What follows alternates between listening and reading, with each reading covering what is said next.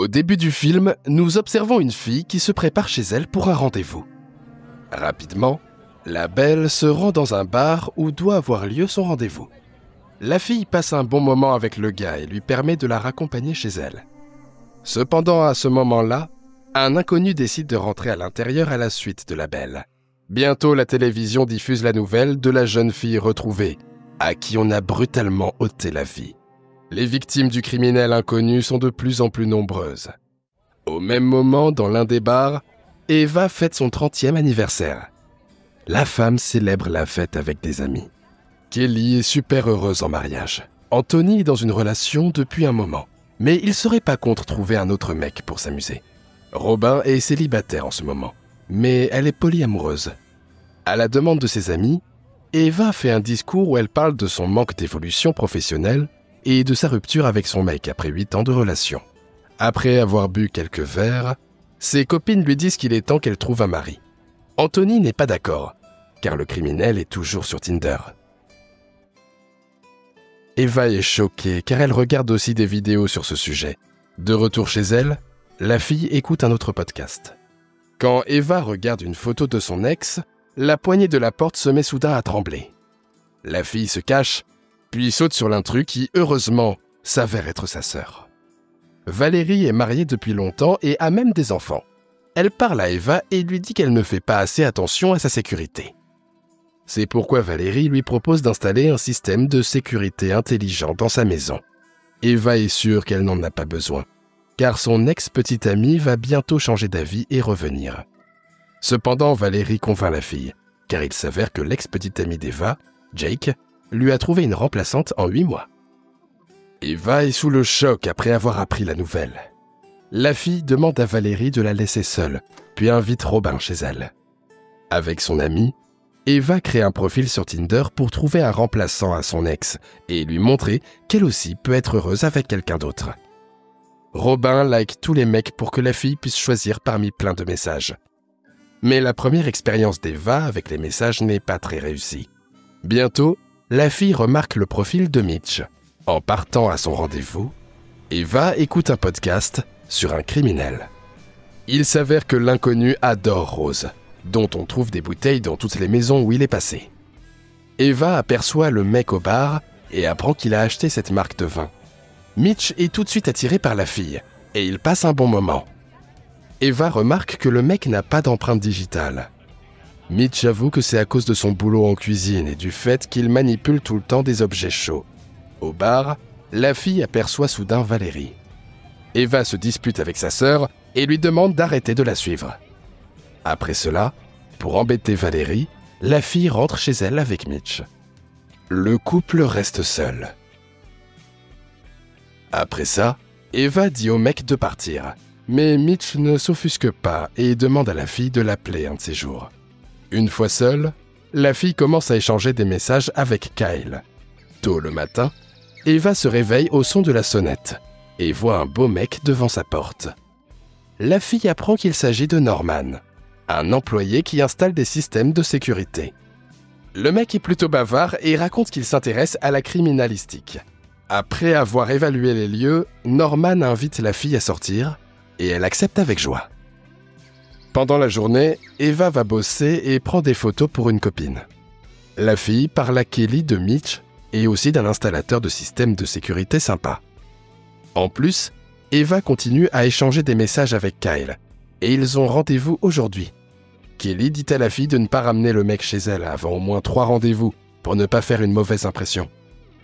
Enfin, le soir arrive.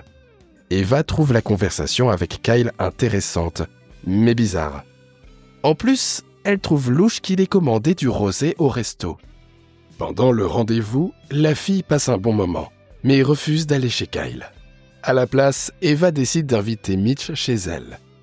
Leur jeu est interrompu par un appel de Valérie qui dit que le criminel de Tinder avait des cicatrices sur les doigts. Eva pense que c'est juste une coïncidence et demande à sa sœur de ne pas la surveiller. En plus, la fille doit inviter Valérie au bar pour passer du temps avec elle et avec ses copines.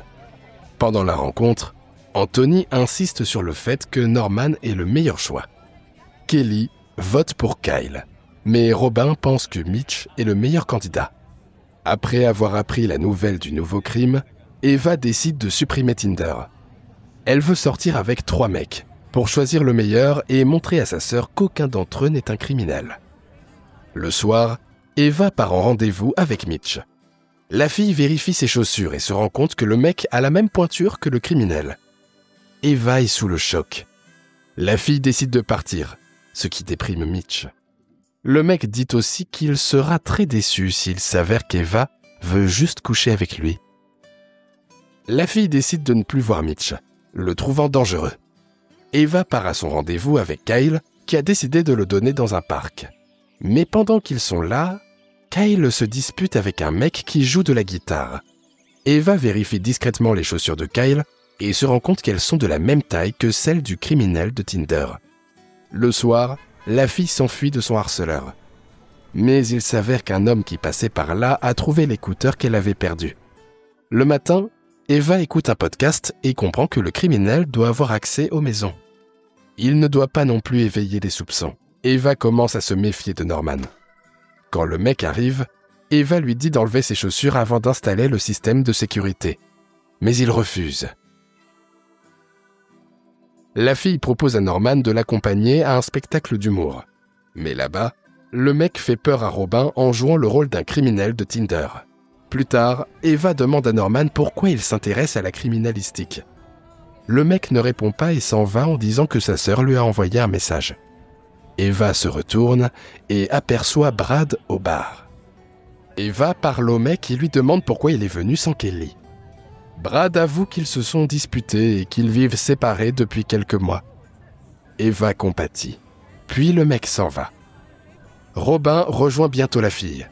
Elle trouve le comportement de Norman bizarre et propose de le surveiller. Les filles suivent la voiture et surveillent le mec. Norman entre dans une maison qui n'est pas la sienne et semble commettre un crime. Eva décide de vérifier et veut entrer quand le mec s'en va. Heureusement, Norman aidait vraiment sa sœur qui ne pouvait pas marcher. Eva se sent super mal d'avoir espionné cet homme. Peu après, Norman rappelle et propose de continuer leur rendez-vous. La fille veut rester seule avec lui quand elle remarque une chaussure de femme. Eva n'arrive pas à croire que cette chaussure appartienne à la sœur du gars et laisse échapper que celle-ci se déplace en fauteuil roulant. Norman trouve ça bizarre et la met à la porte. Dans la rue, Eva fait tomber son sac à main et une femme en robe dorée l'aide à le ramasser. Le lendemain matin, la fille écoute un podcast et apprend que la femme qu'elle a vue près de la maison de Norman a été tuée par un criminel rencontré sur Tinder. Effrayée, Eva appelle sa sœur et se rend chez elle. Il s'avère que Valérie a déjà monté un dossier sur Norman. La sœur du mec se déplace en fauteuil roulant parce que quand ils étaient petits, leur maison a été attaquée par des cambrioleurs. Eva va voir la police, où elle tombe sur son ex. Au début, Jake plaisante, mais il devient sérieux. Il parle des bizarreries du criminel. Il laissait ses victimes avec une seule chaussure à chaque fois.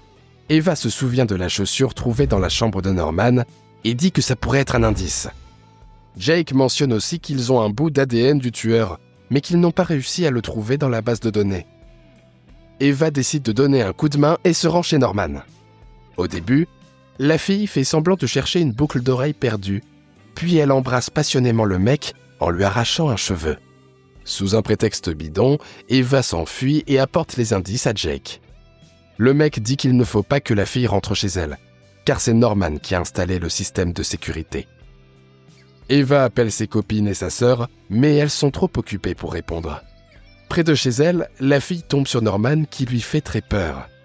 Quand le mec s'en va enfin, Eva décide d'appeler sa sœur, mais elle ne répond toujours pas. La fille décide d'appeler Kyle, qui accepte de la laisser venir chez lui. Le mec est plutôt sympa et propose même à Eva de prendre un bain pour se détendre après cette journée stressante. La fille essaie de ne pas se méfier et va dans la salle de bain sans prendre son téléphone. Pendant ce temps, Valérie appelle Kelly paniquée. Il s'avère que la sœur a découvert que Kyle n'est pas celui qu'il prétend être et qu'il faut sauver Eva de toute urgence. La fille écoute ses messages en sortant de la salle de bain. Paniquée, Eva essaie de s'échapper de Kyle qui se montre très agressif. Le mec crie que les mecs bien sont toujours laissés quand Kelly l'attaque soudainement L'amie aide Eva à rejoindre la voiture et lui dit qu'elle va tout arranger dans la maison, puis qu'elle reviendra et qu'elles appelleront la police. C'est comme ça qu'elles pourront éviter les soupçons et faire passer ce qui s'est passé pour de la légitime défense. Quand Kelly part, la fille entend des notifications et trouve le téléphone caché. Eva trouve plein d'autres téléphones avec lesquels sa copine a parlé à des femmes. Quand la fille rentre à la maison, Kelly met les chaussures sur les pieds de Kyle. Elle agit bizarrement et dit que le deuxième téléphone est à son mari. Eva dit à sa copine qu'elle sait qu'ils ont rompu, mais elle l'interrompt. Kelly dit qu'elle a trouvé plein de talons hauts et que ça veut dire qu'ils ont vraiment attrapé le coupable. Mais Eva réalise soudain que seule la police savait pour les talons hauts. Kelly avoue qu'elle a suivi son mari et qu'elle a découvert qu'il la trompait. L'amie a enfilé ses chaussures et s'est vengée de la maîtresse, puis a commencé à gérer le compte Tinder du mec marié. Kelly détruisait les maîtresses et collectionnait les chaussures pour les refiler à Brad et le piégeait. Mais récemment, le mec a proposé de se réconcilier, et l'amie a décidé de faire porter tout le blâme à Kyle, qui était un candidat tout trouvé. Quand Eva refuse de se taire, Kelly l'attaque, mais se fait battre par des chaussures. La police arrive alors sur les lieux. Jake calme la fille et lui dit que c'est Valérie qui a appelé la police. Eva refuse de se remettre avec son ex quand il lui propose de se réconcilier. Au lieu de ça, la fille décide de s'excuser auprès de Norman et de sa sœur. Le mec pardonne Eva et lui propose de tout recommencer. C'est là que le film se termine. Merci à tous d'avoir regardé cette vidéo jusqu'à la fin. N'oubliez pas de liker cette vidéo et dites-nous ce que vous en pensez dans les commentaires. À bientôt pour de nouvelles vidéos.